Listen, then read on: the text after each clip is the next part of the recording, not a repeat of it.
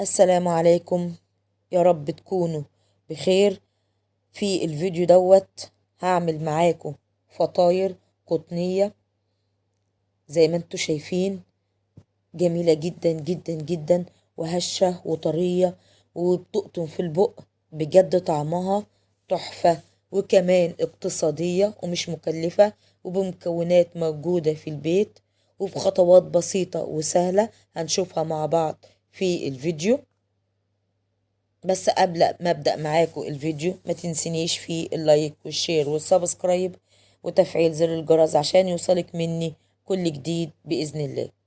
يلا مع بعض نشوف الخطوات اللي عملنا بيها الفطاير ديت. يلا مع بعض نشوف الفيديو حبايبي.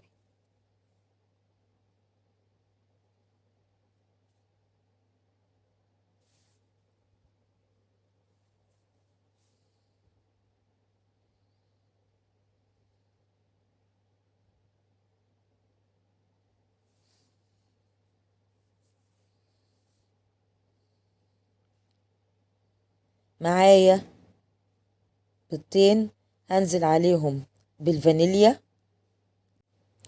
وكمان 3 معالق من السكر. هضرب السكر مع البيض بالمضرب اليدوي العادي زي ما احنا شايفين، وهنزل عليهم بكوبايتين من الحليب. الكوباية 200 ملي، يعني هنزل ب400 ملي من الحليب. معايا هنا نص كيلو من الدقيق، رشة ملح، معلقتين من الخميرة الفورية، وكمان معلقة من البيكنج باودر. على فكرة أنا استخدمت 750 جرام من الدقيق، بس هحطهم حبة بحبة. ممكن على فكرة ياخد معاك الكمية دي من 650 ل 750 جرام من الدقيق حسب نوعية الدقيق بتاعتي. يعني هنا أنا استخدمت كيلو إلا ربع من الدقيق، نزلت بيهم زي ما احنا شايفين شوية بشوية. في الأول أنا بقلبهم معاكم كده، بعد كده هستخدم إيدي في العجن.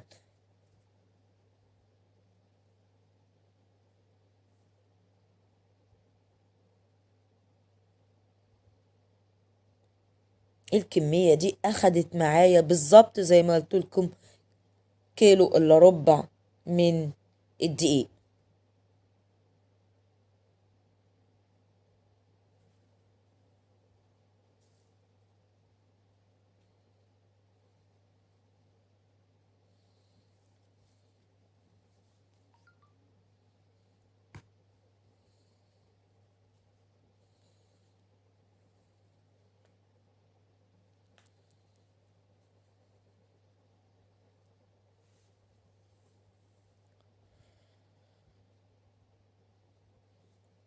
هفضل أضيف في الدقيق وأعجنها لغاية ما أوصل للقوام اللي أنا عاوزاه، ما تلزقش في الإيد ولا في البولة اللي أنا بعجن فيها.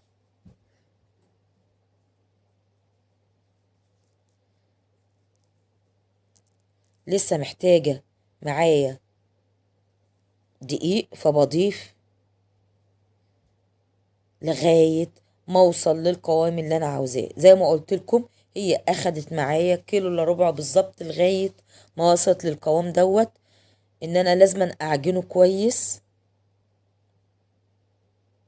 لغاية ما تبدأ العجينة تمط في ايدي كده، وبتبدأ تلزق تلزيقة بسيطة في الايد كده. القوام حلو جدا جدا جدا، هو ده القوام اللي انا عاوزاه.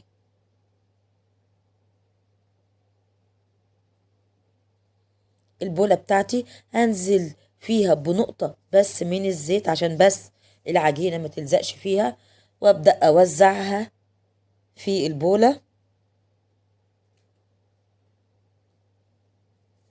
وهسيب العجينة بتاعتي علشان تخمر كويس. هي اخدت حوالي نص ساعة على ما خمرت. هغطيها واسيبها تخمر كويس وارجع لكم. العجينة خمرت معايا، هبدأ أشيلها وأشكلها معاكم، وهنشوف مع بعض هنشكلها ازاي.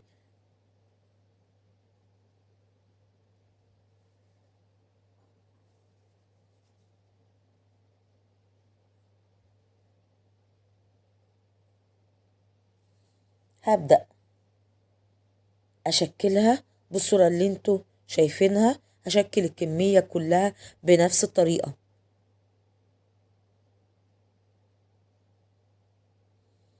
ممكن تبقى حجمها أصغر من كده زي ما تحبي.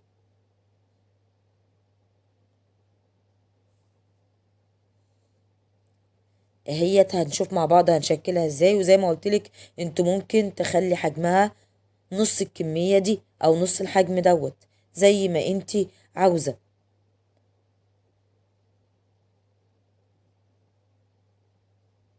هفردها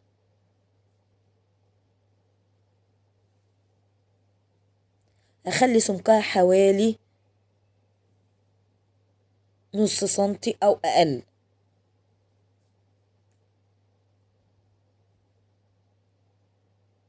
هدهنها بالمادة الدهنية، الخطوة دي مهمة عشان التوريقة بتاعتي.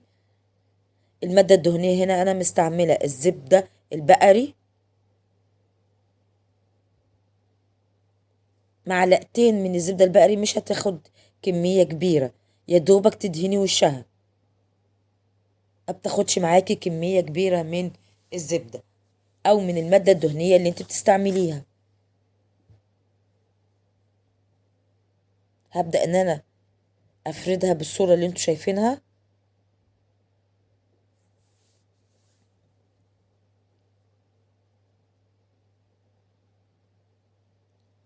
وهشكلها بالصورة دي.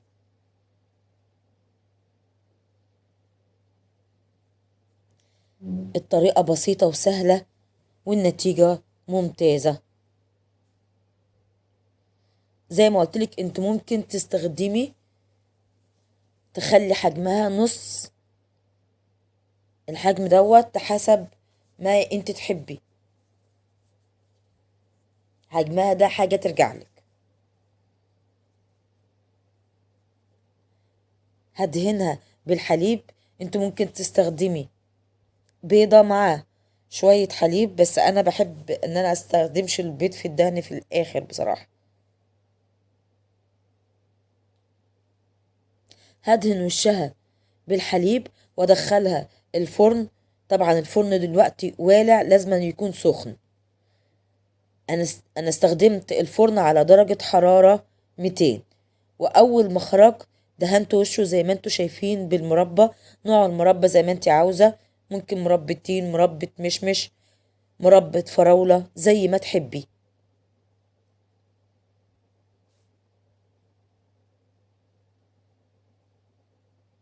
الفطاير زي ما احنا شايفينها طرية جدا وهشة وطعمها لذيذ جدا، مع كوباية الشاي، مع كوباية الحليب، وبألف هنا. يا ريت اللي عجبه الفيديو ما ينسانيش في اللايك والشير والسبسكرايب وتفعيل زر الجرس، وكمان كومنت محفز ويقول لي رأيه في النتيجة. وأشوفكم على ألف خير في الفيديو الجاي. مع ألف سلامة حبيبي، مع ألف سلامة.